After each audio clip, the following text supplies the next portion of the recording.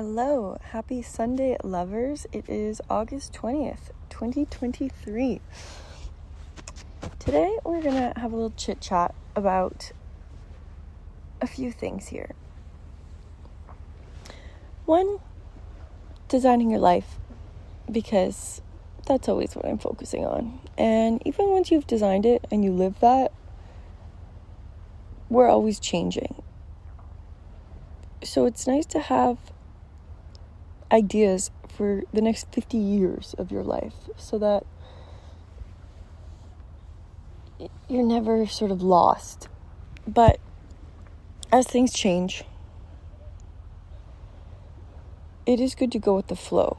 Like, I find a lot of people that I work with have a resistance to writing down goals because of a few things. One, if they write it down, then they commit to it, and if they don't want to do that, then it's a failure. But what they don't understand is that it can change. Like, it changes all the time, and that's just life. But at least start with, oh, there's Cleo, my little pet seal.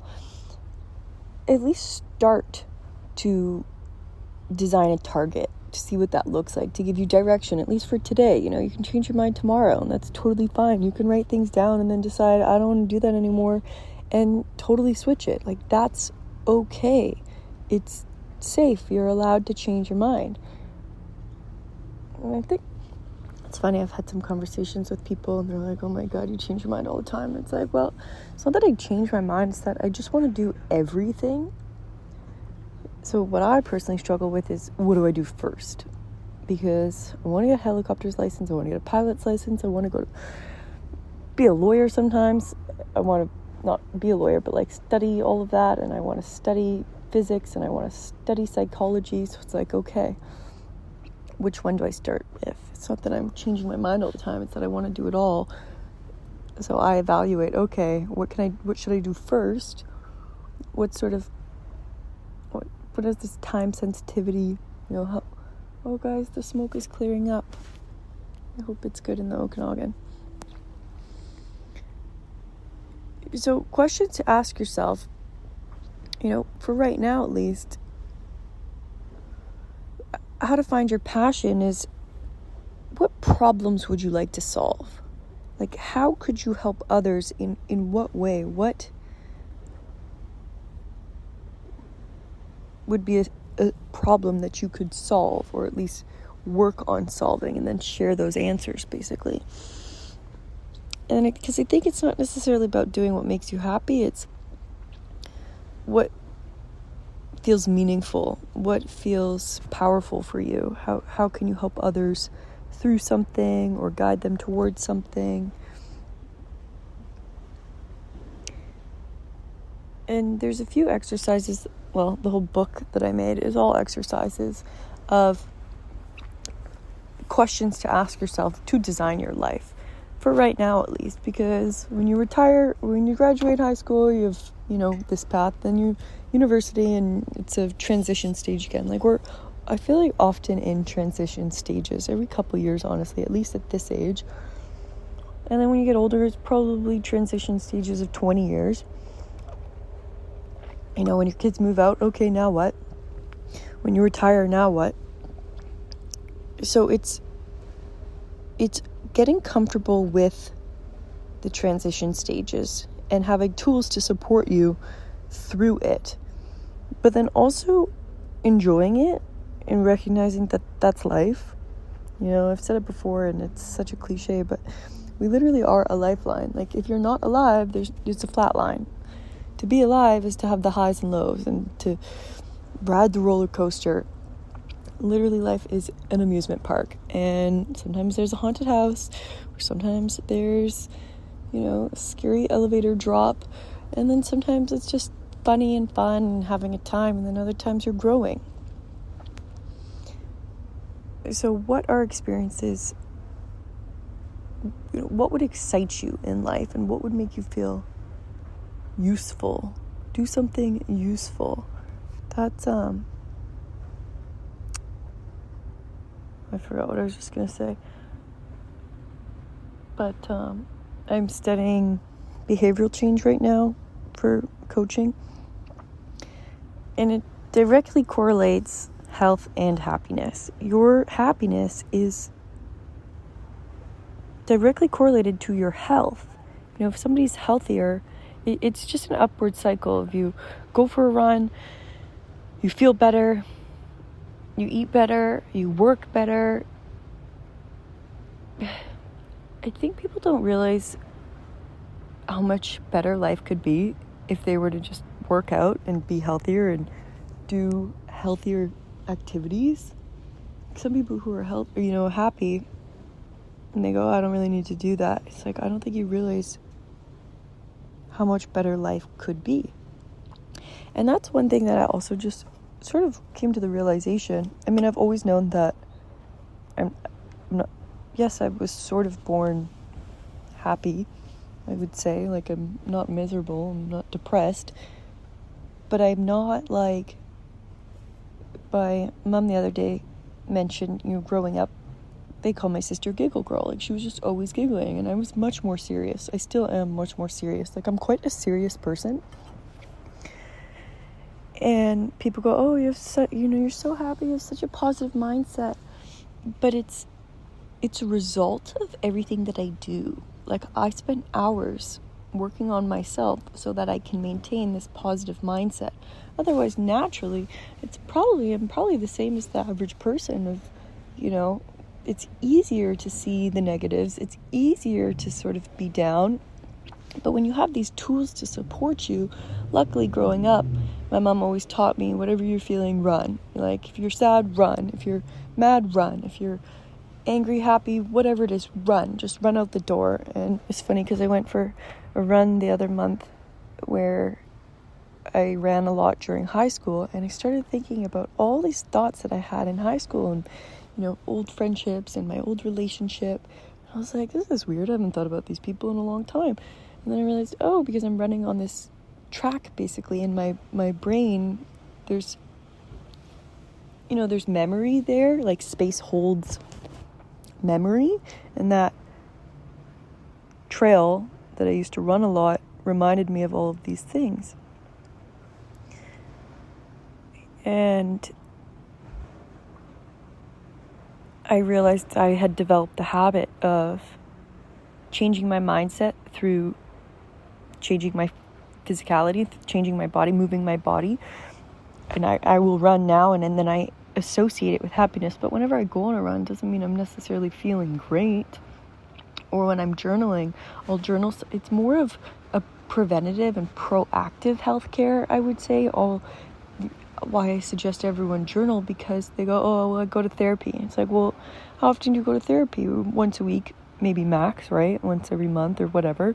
Rarely does anyone go to therapy daily. So I try to explain that journaling or a voice recording, whatever means that helps you best, I like to write things down, is like daily therapy. I just do it on myself.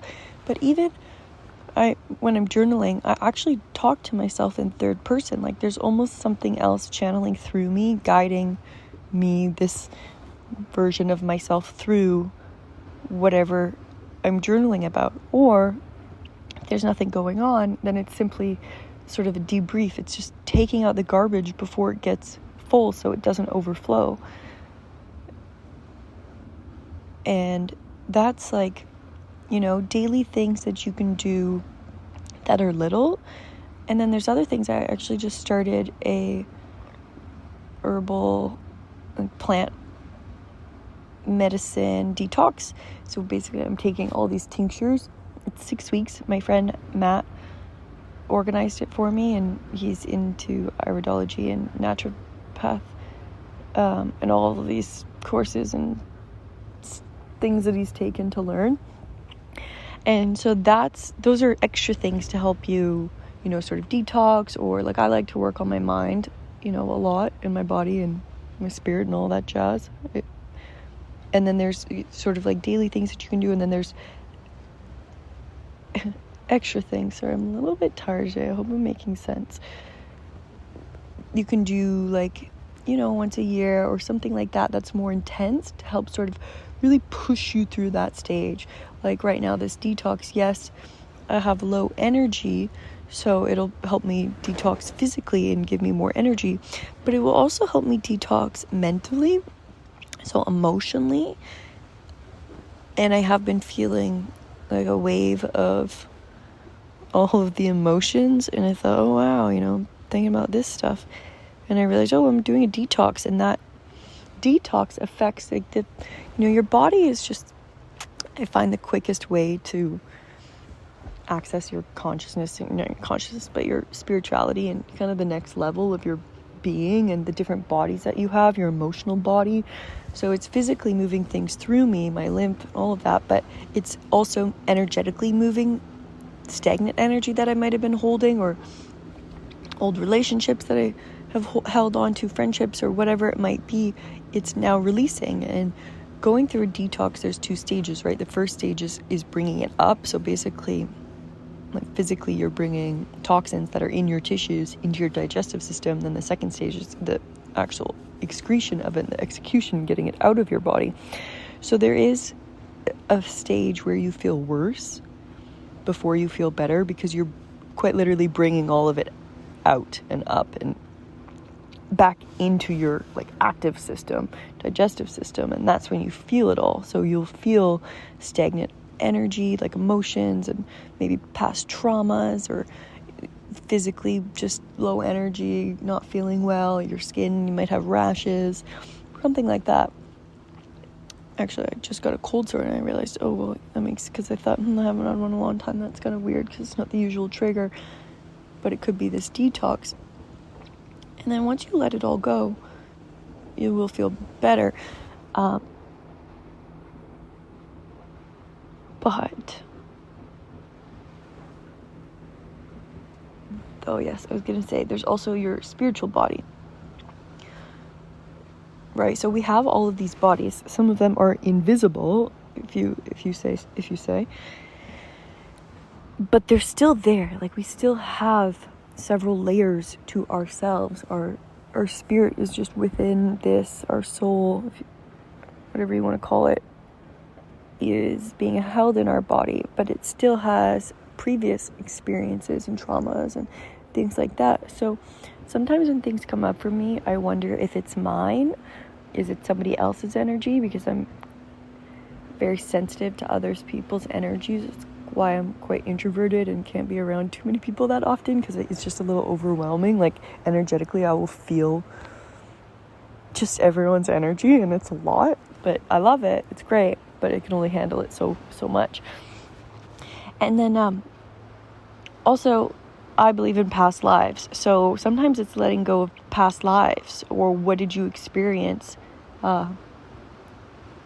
in previous lives that you're still sort of learning that lesson now.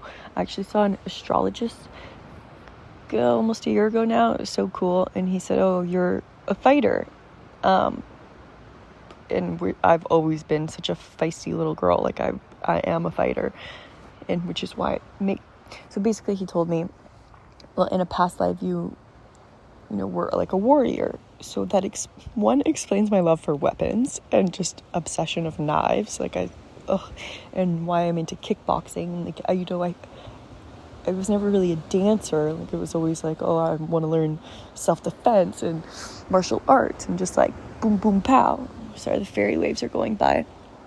But it was cool because he told me, like, I can release that now. Like, I've learned that lesson and I've protected myself and others throughout lifetimes, and I now can let that go.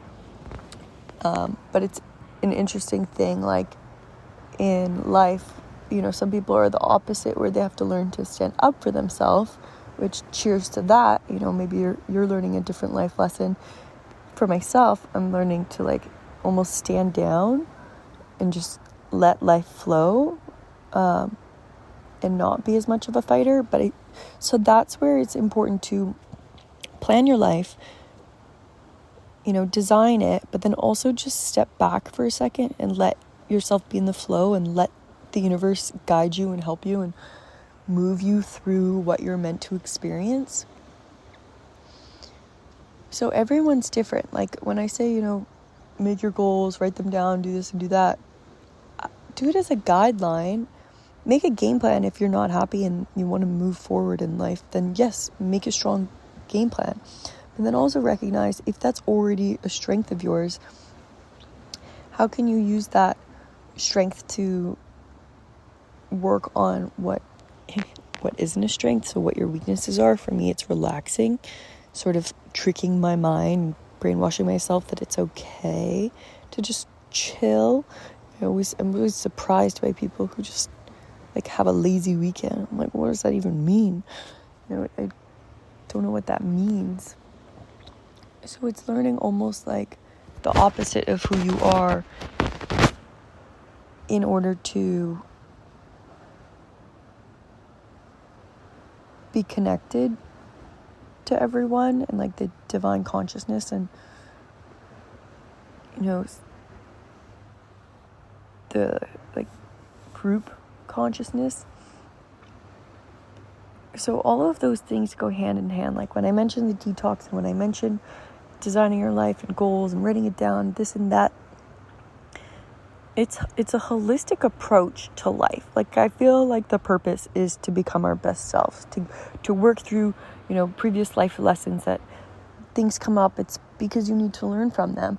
And there's so many tools to do that. But then if you can approach it in a way of mind, body, and spirit, using all of those tools together, maybe not at once if you're just getting started, or just go in, intense and put yourself through detox, change your diet, journal every day, be open, communicate with others, like throw yourself out of your comfort zone. It's kind of fun and thrilling. Like I personally am addicted to being uncomfortable. When I'm too comfortable, that's when I'm not happy. When I am like running what feels like on the edge, or I'm on one of those roundabouts in life and it feels like I'm going so fast I'm going to fall off, that's what I love. Like that's when it's fun and exciting. If you can just safely run through life, then it's a time. So I was also watching a little bit of The Matrix just because it's a great movie. Sidetrack, we're switching, sort of. It's still aligned with what I'm talking about. One, I feel like they put it in our face because hide in plain sight, and it is The Matrix. And then two, what I love about those types of movies and just physics and spirituality and health and wellness and all of these fun things is thinking about, okay, we're here, so it doesn't really matter if it's the Matrix or not because we're still here. But how can you work with it, right? Like sometimes I visualize literally what you see in the Matrix of like everything in code. And because even science, physics says nothing's solid. Like it's all just energy, right? It's energy and matter, but what matter is just really fine energy vibrating closely together, and it appears to be solid. So sometimes I think about, okay, can I put my hand through this couch? Probably eventually, maybe, I don't know. It depends how much time I can put into working on my mind and exploring that concept. But then I always bring, say, those aspects of perspective back to my designing my life. And I'll visualize almost like time jumping, quantum jumping of, okay, if I'm just in a stimulus right now and what I see in front of me, like it's great, I love it, grateful for this beautiful life and view. But if I want something else, all I have to do is code it. Like I just kind of got to hack the system and code it for myself. But in order to code it, you need to know the code. You also need to learn to code, right? So there is still work behind it. You can't just yes, think about it. It all starts with the thought. But then how do you do that? Like how do you actually code your reality? Well, that's when, do the detoxes so you can be pure and just not have any sort of junk in your mind and body and spirit, and release all of that so you can see clearly, like taking the red pill so you can see what the truth is of it. And what is it that you'd like to design? Like what reality is it? And that's one, say, belief that has held me back is I just did a phenomenal year of traveling, basically. And it was so much fun. And my belief was that, like, I did a year of travel and this was amazing. And then now back to reality. And that's what I'm trying to let go of is I don't have to come back to reality. That can be my new reality. I can travel that often, for a purpose, for work, for doing what I love, helping others.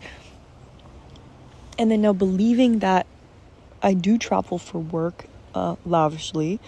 I am connected to nature, like all of these things. I'm quite extreme, but I love it all. Like I love, nature, but then I also love sleeping in a comfortable bed with nice, clean, white, clear space. And I think that's totally fine to want all of it in the extremes. And then also letting yourself believe that for yourself. Believe that it's not someone else's life that you wish you could have and that it's yours. Because I swear, whatever I start to believe, it snaps into my reality so quickly, it's shocking. But then that's also like a little bit of a limiting belief, is that I need to and we need to believe that that's normal. You can just think what you want and it appears. But that's why you have to be so clear in your thought and avoid any negative thoughts, because then that too can also appear in your reality. A huge part of it is taking complete ownership, recognizing that where you are is because you've allowed that for yourself. And one, people I think believe in power of thought and manifesting and designing your life, and they'll take ownership of it when the good things happen, but then they don't take ownership of it when the bad things happen. If someone gets in a car accident, it's the other person's fault. My response to is, okay, well, I attracted that into my life. Yes, they hit me. I didn't have a car accident, but like just using this one as an example. So it's not my fault, but it is my fault because I attracted it somehow, shape, or form. I'm vibrating on a frequency that would attract a car crash. Then, when I talk to some people, I'm like, well, you attracted that. And they go, excuse me? And they get so offended. And I'm like, I'm saying it in the nicest way possible. But when you take complete ownership of the negative experiences as well, it's so empowering when you realize, oh, okay, I'm in control of all of this. Now, what do you want to dodge? What do you want to redirect? And what do you want to transform? And what do you want to attract?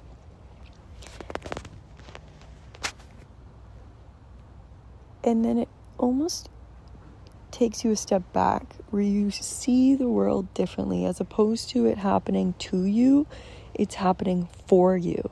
And I think that's one of the most empowering sort of messages, is that the world is happening for you. Life is happening for you. So all of the positive, negative, whatever experiences, one, they're not predetermined. They just are. It's your perception that makes it so. If somebody gets in a car accident but they hate their car and want a new one, then they're thrilled because insurance, whatever, maybe we'll cover it, and they get a new car and boom shakalaka, all is well in the world. So there's you have that choice to perceive, to choose how you perceive a situation. I always bring it back to Alexandre, my cousin who passed, because it was just such a trivial, life-changing experience that I often reflect on, because I always tell myself, okay, life is happening to me. How is this loss a benefit? Not a benefit, but how can I grow and what can I learn from this situation? And for that matter, it's always that specific one. I definitely live my life sometimes almost out of fear, in the sense that, I could die and then I better go live my best life. So that I'm working through, but it's still fairly early. It's been 4 years, so I'm still processing all of it and learning how to cope and perceive it in the best way possible without it being a sort of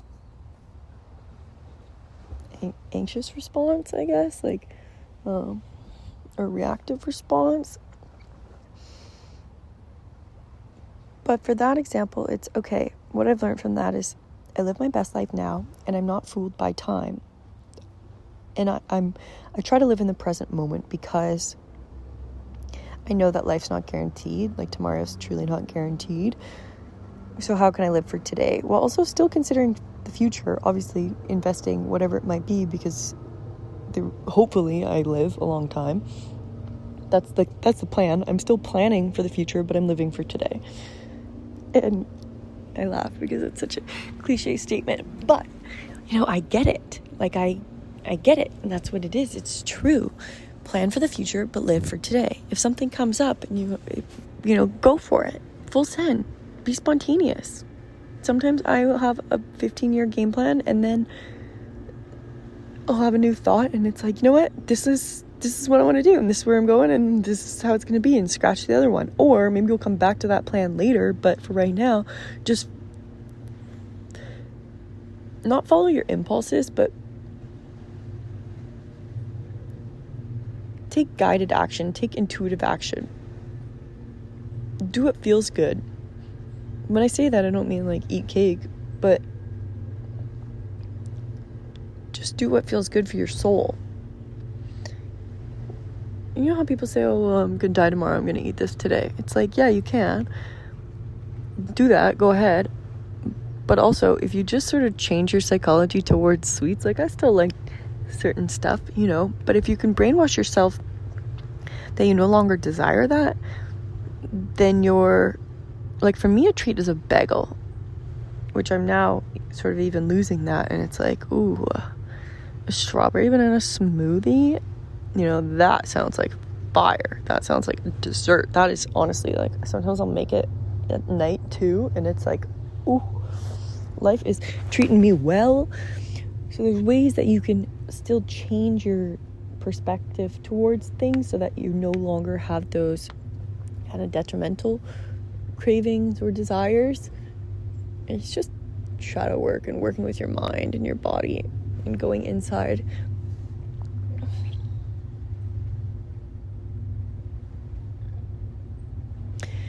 But also don't get stuck in like a healing phase. That's one thing I've noticed is it's really good to work on yourself. Keep working on yourself, but don't miss out on life too while you're healing. Like, don't get obsessed. Go crazy. Do your thing, chicken wing. Okay. My God, I crack myself up. I love you. Ho'oponopono. Peace, love, and happiness, my friends. Have the best Sunday night. That's it for today, because that's all I feel like talking about. And I'll see you next week. Love you. Message me if you have any questions. Here to help.